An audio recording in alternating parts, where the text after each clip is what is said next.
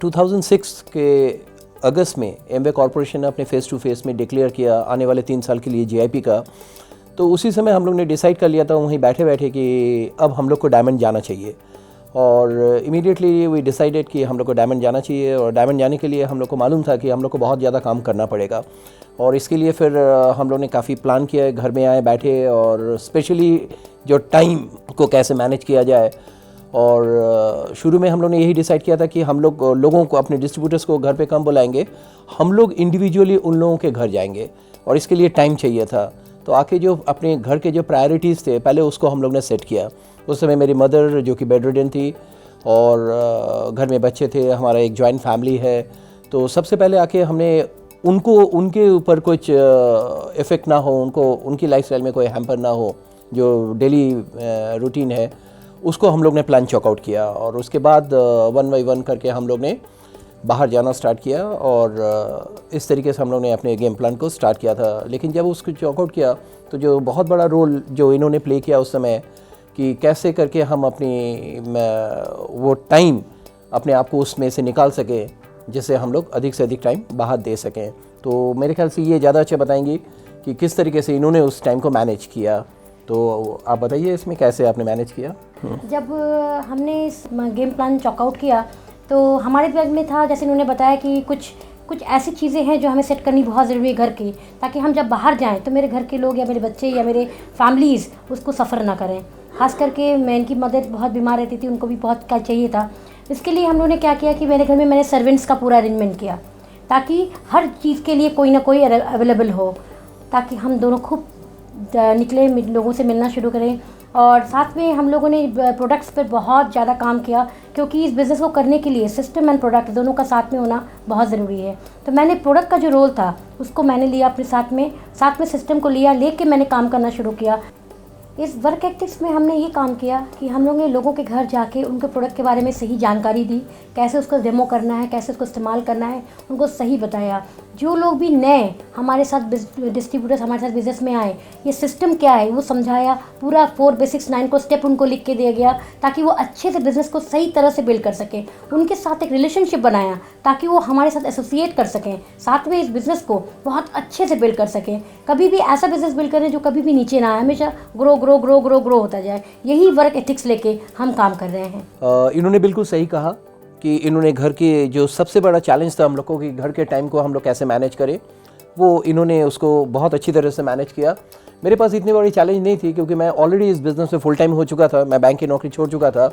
मेरे सामने जो चैलेंज आया कि जिनसे मुझे मिलना है उनके पास वो टाइम है या नहीं है। और मोस्टली क्योंकि सभी लोग प्रोफेशन में है तो लेट इवनिंग में ही सबके पास टाइम था। तो मैंने फिर एक के साथ, एक पर्टिकुलर लेग के साथ एक डे को फिक्स किया, नॉट डेट, और उस डे को मैं उस पर्टिकुलर टीम के साथ वर्क करना स्टार्ट किया। तो उन लोग भी पहले से प्रिपेयर रहते थे कि आज के दिन हम आएंगे ही आएंगे उनके पास, या वो हमारे पास आएंगे, और इस तरीके से हमने इस चीज़ को मैनेज किया। और धीरे धीरे ये हैबिट में आ गया और हम लोग का बिजनेस ग्रो करने लगा।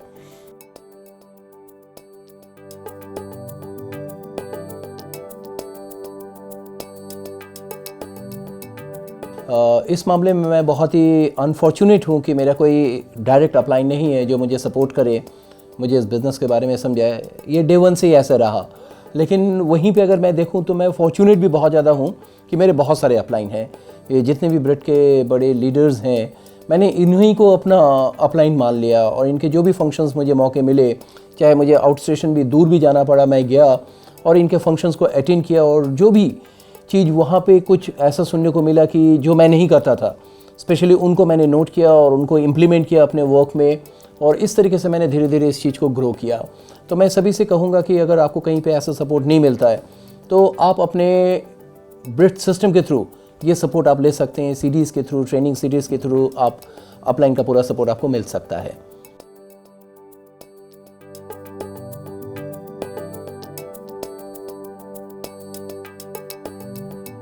सबसे पहले मैंने अपने लीडर्स को कॉल किए और फिर हमने कुछ कोर पर्सन्स को निकाला।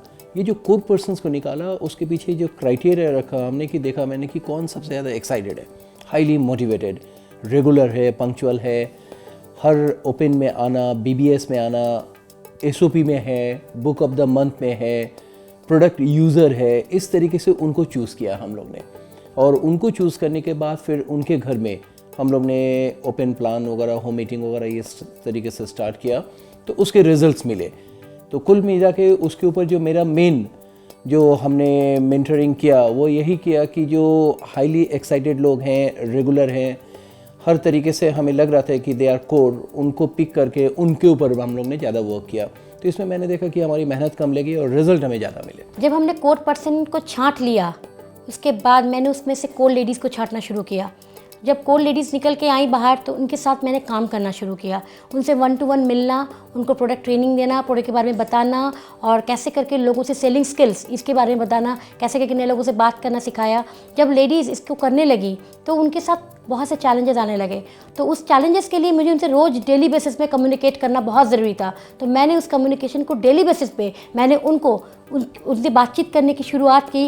ऐसे कोशिश करती थी दिन में एटलीस्ट एक बार उनसे मेरी बात हो जाए, चाहे फेस टू फेस हो, चाहे फ़ोन कॉलिंग हो, लेकिन हो ज़रूर, ताकि वो अपने चैलेंज को मुझसे शेयर करें, मैं उसका कुछ सॉल्यूशन दे पाऊँ। और ऐसे करके मेरी कोर लेडीज़ ने अपना अपना रोल बहुत अच्छे से संभाला और वो ग्रो करने लगे।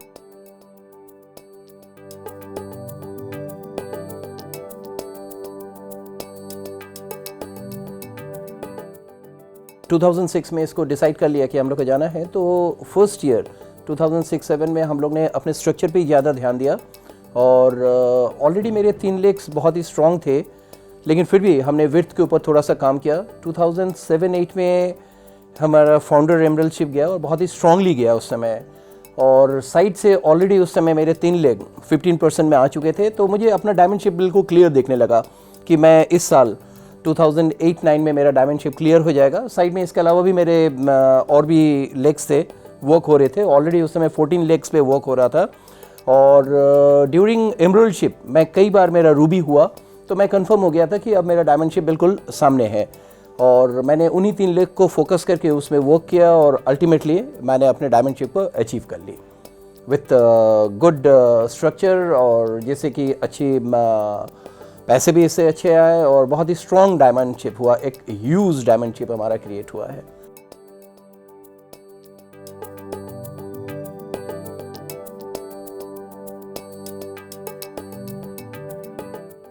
हम सभी जानते हैं कि it's a business of duplication. इस बिज़नेस में वही लोग ज़्यादा सक्सेस होंगे जो इसको प्रॉपर डुप्लीकेट कर देंगे।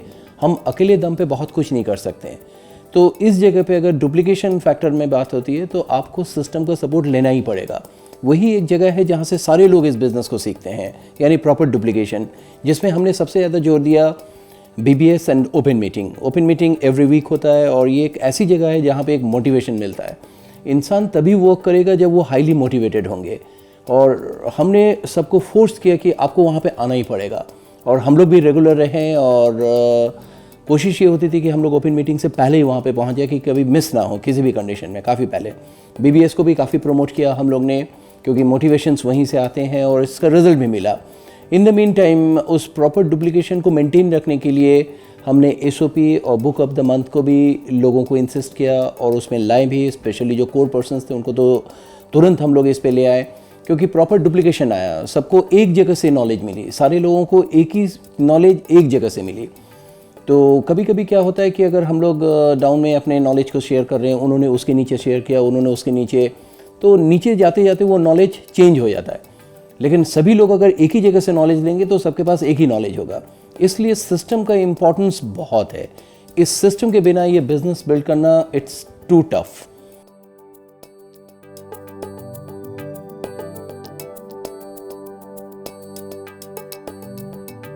हम लोग ने प्रोडक्ट को अलग अलग तरीके से डिवाइड कर लिया। एक तो पहला किया कि उन प्रोडक्टों पे ध्यान दिया जाए जहाँ से हमें ज़्यादा PV मिल सके, and that is Nutrilite and artistry. इसको अलग किया, लेकिन ऐसा नहीं कि बाकी प्रोडक्ट पे हम लोग ने काम नहीं किया। स्पेशली होम केयर और पर्सनल केयर, ये एक ऐसे प्रोडक्ट्स है जिससे जाके हम डिस्ट्रीब्यूटर्स के यहाँ पे जाके उनसे हम रिलेशन बना सकते थे। तो दोनों में अलग अलग काम किया। जहाँ पे हमें PV जनरेट करना था वहाँ पे हम लोगों ने न्यूट्रलाइट और आर्टिस्ट्री को मूव किया, और जिस जगह पे हमें अपने डाउनलाइन के साथ रिलेशंस बनाने थे या कस्टमर्स के साथ रिलेशन बनाने थे, वहाँ पे मैंने होम केयर पर्सनल केयर को भी इम्प्लीमेंट किया। तो इस पे मेनली मैंने न्यूट्रलाइट पे ज़्यादा फोकस किया और उस पर मैंने वर्क किया, और बाकी जो प्रोडक्ट्स हैं जो रिलेशन बनाने के लिए आर्टिस्ट्री जहाँ से हमें ज़्यादा पीवी मिल सकता है, इस पे इन्होंने मिसेस ने ज़्यादा अच्छा काम किया। तो उसके बारे में ये ज़्यादा आपको अच्छी तरह बता सकती हैं। आर्टिस्ट्री एक बहुत ग्लोबली एक बहुत बड़ा सेगमेंट है जिस पे हम काम करके डायमंड शिप जा सकते हैं, ऐसा एक माइंडसेट था मेरा। और जब मैंने इस पे काम शुरू किया तो मुझे लगा कि इसमें लेडीज़ का इन्वॉल्वमेंट होना बहुत ज़रूरी है, साथ में जेंट्स का भी इन्वॉल्वमेंट ज़रूरी है, क्योंकि आर्टिस्ट्री दोनों ही लोग यूज़ कर सकते हैं। फिर इसका जब मैंने ट्रेनिंग लेना शुरू किया, इसका और एडवांस ट्रेनिंग लिया मैंने, लेने के बाद जब मैंने अपनी टीम को टीच किया तो उसका जो रिज़ल्ट निकल के आया तो बहुत हो गया, अच्छा निकल के आया। उसके बाद जब आर्टिस्ट्री लेके लोगों के घर में गए तो उनसे रिलेशन बनाने के लिए हमने उनके किचन तक गए। जब किचन में जाएंगे या घर के किसी अंदर के हिस्से में जाएंगे तो हमें वहाँ पे होम केयर के पर्सनल प्रोडक्ट्स की बहुत ज़्यादा ज़रूरत होती है, या बाथरूम में जाएंगे तो एक पर्सनल केयर प्रोडक्ट की बहुत ज़रूरत होती है। तो हम लोगों को सब समझाने लगे कि इसको आप इस तरह से इस्तेमाल करें। तो उनसे क्या कि उनसे बहुत अच्छा रिलेशन हुआ। एक कस्टमर से एक रिलेशन बनाने के लिए होम केयर, पर्सनल केयर बहुत अच्छा प्रोडक्ट है, लेकिन वहीं से बिजनेस निकालने के लिए आर्टिस्ट्री और Nutrilite is a very good segment. तो बस इसी चीज़ को हमने फोकस किया और फोकस करके हमने अपने इस डायमंड शिप के रास्ते पे हम निकले हैं।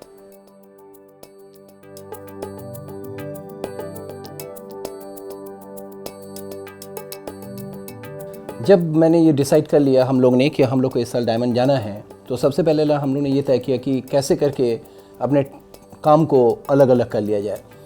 मैंने अपना काम को डिफ़ाइन किया, इन्होंने अपने, ऐसा ना हो कि एक ही काम पे दोनों लगे हुए हैं तो अननेसेसरी उसमें टाइम वेस्ट हो गए, रिज़ल्ट उतना गया उतना ही। तो उसमें मैंने अपना रोल जो प्ले किया कि मैक्सिमम प्लान शो, नीचे गए, डाउनलाइंस में गए, उनको प्लान शो दिखाया, उनको सिखाया कि कैसे ज़्यादा से ज़्यादा प्लान शो किया जाए। एसटीपी को बहुत ज़्यादा जोर दिया। कुल मिला के कह सकते हैं 4 बेसिक्स के ऊपर बहुत ज़्यादा हमने उसको प्रमोट किया। मोटिवेशंस पे मैंने ज़्यादा काम किया, लोगों को मोटिवेट ज़्यादा किए और ज़्यादा से ज़्यादा जिससे रिक्रूटमेंट बढ़े। और उसके बाद उन जो रिक्रूटमेंट्स हुए उनको प्रोडक्ट को कैसे यूज़ करना है, कैसे करके पीवी जनरेट करना है, ये काम हमने इनको दे दिया कि इस पे तुम वर्क करते रहो। तो एक तरफ से मैंने ज्वाइनिंग करवाना स्टार्ट किया ज़्यादा से ज़्यादा, और बाकी इन्होंने उस चीज़ को प्रोडक्ट को इन्होंने मूवमेंट किया, वो ये अच्छी तरह आपको बताएंगे। मैंने अपने टीम लीडर्स जितने भी थे, टीम लीडर्स की लेडीज़ जितनी थी, उनको एक जगह पर हमने अरेंज किया करके उनको मैंने बताया कैसे करके सही तरीके से लोगों को, जो लोग आ रहे हैं बिज़नेस में, उनको कैसे करके रिटेन करके रखें। उसके लिए उनको प्रोडक्ट डेमो करना बहुत ज़रूरी है, क्योंकि जो प्रोडक्ट है वो हमारे बिज़नेस का एक आधार स्तंभ है, उस पर मास्टरी करना बहुत ज़रूरी है। इवन वो चाहे कोई भी प्रोडक्ट हो, कोई भी सेगमेंट हो। तो मैंने धीरे धीरे करके सारे सेगमेंट में एक के बाद एक सबको टीच करना शुरू किया और उनको बताया कि वो अपने कोर्स को उसको टीच करें, ताकि जितने भी लोग रिक्रूटमेंट हुए हैं इस बिज़नेस में वो सारे के सारे लोग इसमें रुके रहें, ताकि बिज़नेस बहुत ग्रो करे। क्योंकि डायमंड शिप एक बहुत बड़ा गेम प्लान था, है भी, जिसमें हम लोग ने कुछ एक ऐसा काम करना पड़ेगा जो कि दूसरे काम से डिफरेंट हो। उसके लिए बहुत टाइम स्पेंड भी करना पड़ता था अपने समय को बचाने के लिए। हमने जब दोनों ने काम को डिफरेंट किया तो देखा काम बिल्कुल एकदम बहुत स्पीड में होने लगा और साथ में ग्रोथ होने लगा।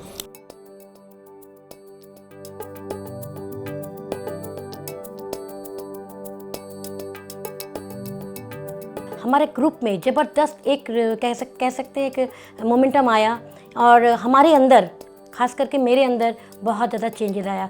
कुछ चेंजेस मैंने खुद किए और कुछ चेंजेस इस बिज़नेस के सक्सेस की वजह से आया।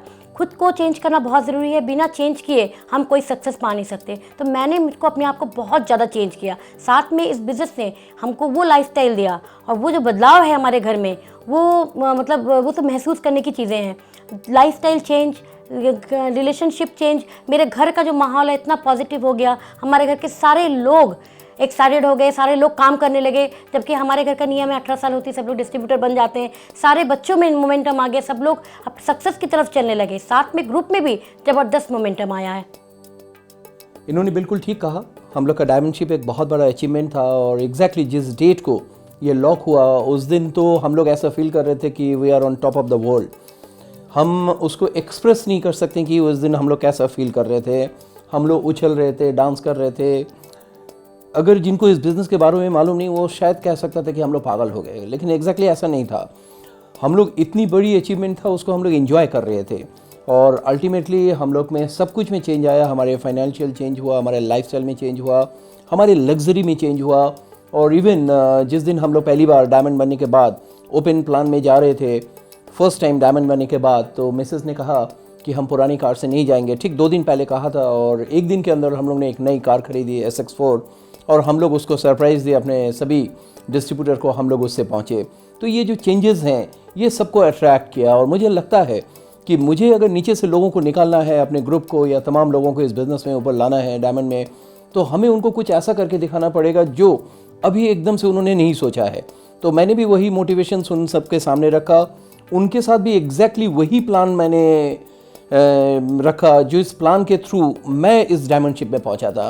तो उसी लाइन पे हम लोग वर्क कर रहे हैं। और दूसरी चीज़ जो सबसे अच्छी बात हुई कि जैसे इन्होंने बताया कि मेरे घर के सारे लोग, जो बहुत सारे ऐसे डिस्ट्रीब्यूटर जो सोए हुए थे, हमारे डायमंडशिप के बाद एकदम से उनमें बिलीव जगा और वो एकदम से जग गए और बहुत तेज़ी में सब वर्क कर रहे हैं, और सबको लगने लगा कि इट्स अचीवेबल, हम लोग पा सकते हैं इसको। और इसके कारण क्या हुआ कि वर्क ज़्यादा हुए तो पिन्स भी, नंबर ऑफ पिन्स भी ब्रेक करने लगे। और इस पर एक सिंपल सा फंडा हमने रखा हुआ है कि जितनी जल्दी आप नीचे पिन ब्रेक करते चले जाएंगे एक के बाद एक, आपका वो लेग सस्टेनेबल हो जाएगा, फिर आप बहुत ज़्यादा सिक्योर हो जाएंगे।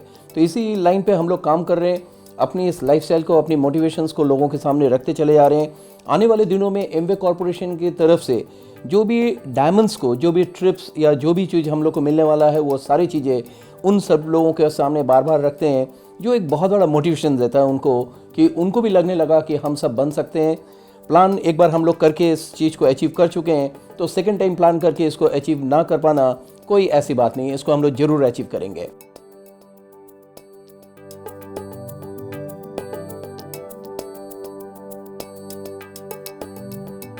सुबह से हम लोग इसके ऊपर वर्क करते थे, लेकिन मेरे साथ जितने भी लोग जुड़े हुए थे, मैं तो फ्री हो गया था, लेकिन बाकी लोग थे वो सब कामकाजी के लोग थे।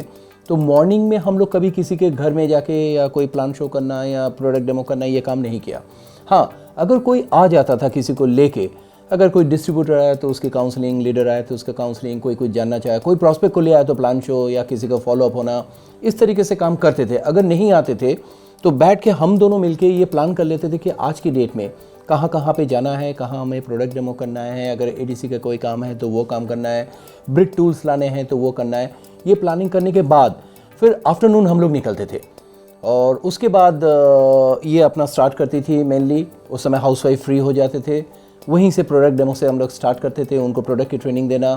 फिर इवनिंग में मेरा काम शुरू होता था, जाके लोगों को प्लान शो करना, उनकी फॉलोअप्स करना, लीडर्स मीटिंग करने, होम मीटिंग्स करने, इस तरीके से। और इसके अलावा बहुत सारे मेरे ग्रुप में ऐसे प्रोफेशनल्स थे जो बहुत ही लेट नाइट फ्री होते थे, 9 बजे, 9:30 बजे, 10 बजे।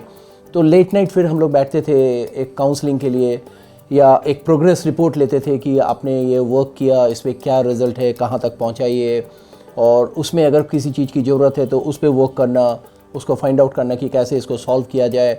और लेट नाइट फिर 11:30, 12, 12:30, ये रेगुलर बेसिस पे हम लोग काम करते रहे। इस तरीके से हम लोगों ने पूरे दिन को, अपने काम को बांट लिया था। तो मैं करती थी कि मैं जल्दी से जल्दी अपने सारे काम को कोशिश करती थी एकदम आफ्टरनून से पहले ख़त्म हो जाए। उसके बाद मैं निकलती थी प्रोडक्ट्स को लेके अपने लीडर्स के पास, उनके घर पे जाती थी, उनके बैठती थी, उनसे सही चीज़ उनको बताती थी, साथ में इससे कैसे बिजनेस हो सकता है ये भी बताती थी। बताने के बाद उनको प्रमोट करती थी कि आप इस प्रोडक्ट को लेकर लोगों को मूव करो। इसके लिए मैंने बहुत सारे चेंजेस किए। साथ में कुछ चीज़ें मैंने किया कि मैं अपनी जो रीडिंग हैबिट्स थी, जो सुनने की हैबिट्स थी, इसको मैंने एनहांस किया। क्योंकि पहले जिस तरह से मैं सुनती थी, पढ़ती थी, बहुत कैजुअली फॉर्म में थी। हाँ, लेकिन इस डायमंडशिप के रास्ते में मैंने उसको बहुत ज़्यादा करना शुरू किया। मैं जिस समय अपने घर के हाउस होल्ड काम करती थी तब मैं टेप सुनती थी। जब पहले मैं बुक सिर्फ पढ़ती थी, उसके बाद मैंने बुक्स को नोटिंग बनानी शुरू की। उस पॉइंट्स को पढ़ते हुए नोटिंग करनी शुरू थी। जो भी मुझे इंपॉर्टेंट पॉइंट लगते थे, जो मुझे टीम को बताना है या मुझे अपने अंदर चेंजेस लाने हैं, वो मैंने किया इस बिज़नेस को करने के लिए। इन्होंने जैसे बताया कि हम लोग ने काफ़ी अपने प्रायोरिटीज़ को चेंज किए, और एक काम हम लोग ने और दोनों ने मिलकर किया। जब रात को सारे डिस्ट्रीब्यूटर्स चले जाते थे, चाहे वो 11 बजे, 11:30 बजे, 12 बजे, कोई भी टाइम बजे, हम लोग जब अपने कमरे में आते थे तो बैठ के कुछ देर अपने ड्रीम को फिर से सेट करते थे, अपने ड्रीम को फिर से विजुअलाइज करते थे कि हम लोग डायमंड के करीब जा रहे हैं, और डायमंड बनते हमें ये होने वाला है, हम लोग ये करने वाले हैं। वो मुझे ताकत देती थी अगले दिन फिर से उठ के उसी जोश के साथ इस काम को करने के लिए। तो ये मुझे बहुत ज़्यादा वर्क किया हम लोग का, कि हम लोग ने रोज़ एवरीडे हमने अपने सक्सेस को विजुअलाइज किया।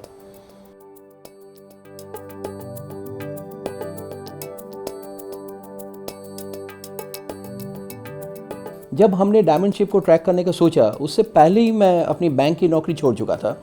उसको क्विट किए हुए काफ़ी दिन हो गए थे, काफ़ी साल हो गए थे। तो मेरे ऊपर एज सच कोई ऐसा प्रेशर नहीं था कि मुझे इस डायमंड शिप ट्रैक करने के साथ साथ कोई और भी काम करना है। उस मामले में मैं उधर से फ्री था, लेकिन कुछ घर के अपने चैलेंजेस थे, घर के अपने प्रायोरिटीज़ थे, उसको तो करना ही करना था। और उस समय मेरी माँ कुछ बीमार भी थी, शी वॉज बेड रिडन।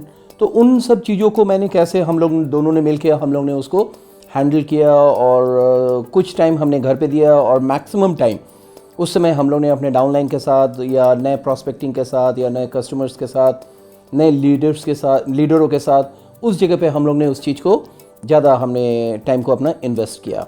और एज सच कोई इसमें कोई दूसरा चैलेंज नहीं था कि हमें टाइम निकालने में दिक्कत आ रही है। तो जैसे कि हमारे ब्रिट सिस्टम में कहा जाता है कि प्रायोरिटी को सेट कर लेना चाहिए, तो हमने भी अपने प्रायोरिटी को सेट किया। हमारा फर्स्ट प्रायोरिटी था हमारी फैमिली, जो भी कोई इमरजेंसी है उसको सबसे पहले टॉप प्रायोरिटी थी हमारी। सेकंड प्रायोरिटी थी हमारी जॉब। यहाँ पे हम पहले ही बता चुके हैं कि हम खाली हो चुके थे, हम जॉब छोड़ चुके थे। तो सेकंड प्रायोरिटी पे एमवे कॉरपोरेशन आ गया, एमवे बिजनेस आ गया। और उसके बाद बाकी एंटरटेनमेंट, ये सारी चीज़ें बाद में आ गई। और हम लोग ने ये डिसाइड किया कि जब तक हम लोग डायमंड नहीं बन जाएंगे, हम लोग कोई भी एंटरटेनिंग, कोई भी काम हम लोग कोई भी एंटरटेनिंग नहीं करने जा रहे हैं, कोई एंटरटेनमेंट नहीं करेंगे। तो फर्स्ट प्रायोरिटी घर को हम लोग ने दिया।